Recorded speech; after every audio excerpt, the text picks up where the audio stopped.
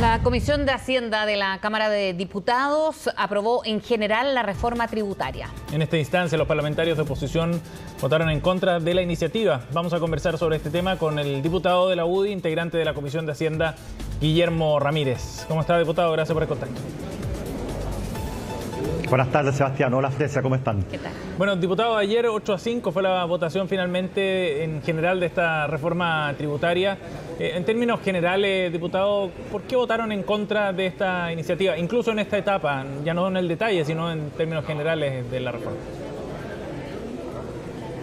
La reforma tributaria se presentó hace casi 3 meses. Llevamos 2 meses y medio conversando con el gobierno en distintas instancias. Hemos conversado con el ministro, hemos conversado con su equipo. Hubo una mesa técnica que integraban nuestros expertos con los expertos del gobierno. Y nosotros desde el principio le hemos dicho al gobierno que hay 3 o 4 cosas que están en la reforma tributaria que le van a hacer un daño inmenso a la economía.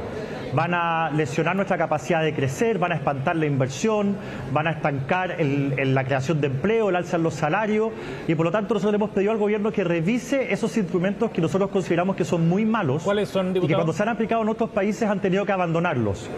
Bueno, primero hay una serie de reformas al Código Tributario que transforman al Servicio de Impuestos Internos en un ente demasiado fuerte que es juez y parte, cosa que está prohibida en nuestra Constitución que alguien sea juez y parte, y establece normas de relación que pueden haber interpretaciones absurdas de quiénes tienen que pagar impuestos de manera conjunta y una serie de cosas más. Lo segundo son los impuestos a las utilidades retenidas, que es una cosa muy excepcional en el mundo, que se usa en muy pocos países y de manera muy acotada, y aquí se amplía. Básicamente es una especie de impuesto al patrimonio a las empresas y lo que hace es generar el incentivo a que las empresas repartan las utilidades, no inviertan, daña el ahorro, la inversión y el mercado de capitales, y por lo mismo los países que lo han implementado lo han abandonado. Y lo tercero es el impuesto al patrimonio, que hasta hace 10 años lo tenían 12 países de la OECD, hoy día lo tienen solamente 2, porque eso ha demostrado recaudar muy poquito y lo que genera es una fuga de capitales gigantesca. ¿Cómo olvidar lo que dijo el presidente Macron en Francia hace algunos años, cuando le decían, oiga, ¿y usted por qué no puede reactivar la economía? Y él contesta, bueno, porque en el gobierno anterior se puso el impuesto al patrimonio y han huido 60.000 empresarios grandes de Francia. Bueno, Francia es uno de los ejemplos de países que han abandonado esta política porque terminó haciéndole mucho daño a la recaudación francesa y generó una dificultad económica muy grande. Diputado, ahora, ¿cómo se explica usted que la OCDE la semana pasada, en la entrega de un reporte económico sobre la economía chilena, respaldara precisamente esta reforma tributaria? Sobre todo porque era, desde el punto de vista fiscal, bien responsable, ¿no? En el sentido de generar los recursos que se necesitan para financiar el gasto social. Yo me leí el informe y lo que hace la OECD es respaldar una reforma tributaria, no respaldar esta reforma tributaria. Y lo que sí dice de esta reforma tributaria es que es ambiciosa. Usted puede interpretar ambicioso como un halago o como una crítica. Dice que es factible, que es un halago. Básicamente la OECD dice lo que dice de que es necesaria una reforma tributaria por 2 razones. Primero, porque dentro de los países de la OECD Chile está bajo el promedio de recaudación. Eso es cierto. Ahora, también es cierto que Chile dentro de la OECD es de los países pobres y se supone que los países pobres deben tener impuestos más bajos que los países ricos para que sean atractivos para la inversión.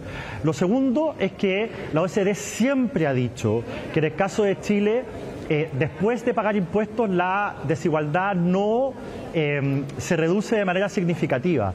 Pero la mayoría de los informes de la OECD en los últimos 10 años hacen una crítica a cómo se gasta lo que se recauda, más que a lo que se recauda. Y por lo tanto nosotros tenemos que hacer cargo también de qué se hace con los impuestos recaudados, y obviamente que esta reforma no habla nada acerca de ese tema que es tan importante. Con la molestia, porque se vio molesto el ministro Marcel, diputado, ¿hay voluntad, cree usted, de llegar o hacer estas indicaciones antes que se empiece ya a discutir el próximo 11 en detalle y con las indicaciones que se intentan también hacer a la reforma? Es difícil tu pregunta. Nosotros esperábamos que las indicaciones a estos temas sustantivos se presentaran antes de la votación en general. El gobierno presentó varias indicaciones, pero todas de cosas accesorias, menores, que era obvio que se iban a ir corrigiendo en el camino. Y no llegaron esas indicaciones sobre los temas de fondo que acabo de mencionar. Pucha, ojalá que durante la discusión en particular en la comisión el gobierno de verdad quiera llegar con nosotros a un acuerdo. Sí, nosotros queremos una reforma que recaude más. Estamos conscientes de que hay espacio para eso. Pero nosotros no queremos repetir la experiencia de lo que ocurrió con el ministro Arena, que presentó una reforma que causó estragos en la economía chilena. Recaudó la mitad de lo que se prometía y generó mucho más costos para la economía chilena de lo que se anticipó. Mire, ayer el presidente Lagos, respondiendo al embajador de España, decía que Chile hace 10 años que no crece y decía que ese era un gran problema en Chile. Efectivamente, pues en el 2014 la reforma del ministro Arenas dejó la escoba y ahí es donde se acabaron los 30 años virtuosos de Chile. El fin de los 30 años se dio en 2014 con la reforma del ministro Arenas. Y yo le digo una cosa, Fresia, esta reforma es mucho peor que la del ministro Arenas, porque pretende recaudar mucho más con instrumentos que son mucho más dañinos para la economía. Ahora, usted decía, diputado, en que era necesario efectivamente recaudar más. ¿De qué forma hacerlo si no es por la vía de esta reforma? ¿Cuál sería la alternativa? Porque el ministro Marcel ayer decía que era necesario, por ejemplo, recaudar, o tenía un costo, digamos, la medida de la PGU, de subir la PGU hasta 250.000 pesos, tenía un costo de 6.000 millones de dólares. ¿De dónde sacar esa plata? Bueno, ese es justamente el centro de la discusión, de dónde sacamos esa plata. Nosotros estamos llegando a un acuerdo y estamos muy abiertos a discutir el tema del royalty a la minería, un impuesto específico, estamos discutiendo eso, pero estamos avanzando. Nosotros encontramos que uno puede hacer un esfuerzo en subir los impuestos a la renta de segunda categoría, los del trabajo. El gobierno lo propuso y nosotros no hemos criticado esa medida.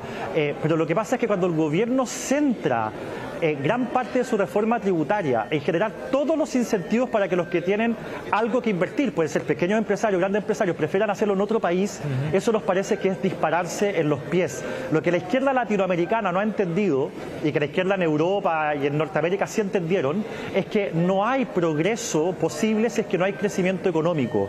Y acá el socialismo chileno está cayendo en la misma, está tropezando con la misma piedra que los otros políticos de izquierda Latinoamérica. Están apretando demasiado y viendo la experiencia comparada de lo que eso significa, eso es pan para hoy, si es que, y hambre para mañana, porque el país, dejando de crecer, limitando nuestra capacidad de generar más empleo y que suban los salarios, finalmente no hay recaudación que aguante.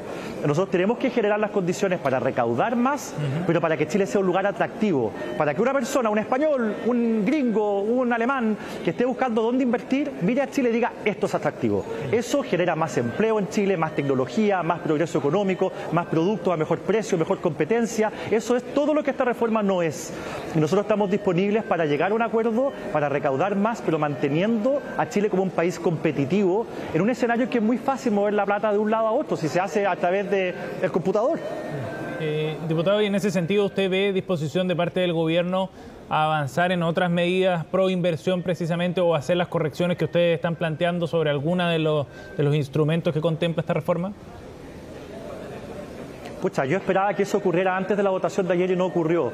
Mira, déjame darte un ejemplo, Sebastián. Dentro de las medidas que el gobierno anuncia pro inversión, una de las medidas es aplazar la aplicación del impuesto a las utilidades retenidas, que es una de las tres cosas que te mencioné que son muy graves de esta reforma. Es decir, el gobierno dice, para fomentar la inversión, cuando se apruebe la reforma tributaria, esta parte se va a empezar a aplicar en el próximo gobierno. O sea, el gobierno está confesando de que el impuesto a las utilidades retenidas es contrario a la inversión. Si no, no estarían proponiendo aplazarlo como medida pro inversión. Entonces, todo esto es absurdo.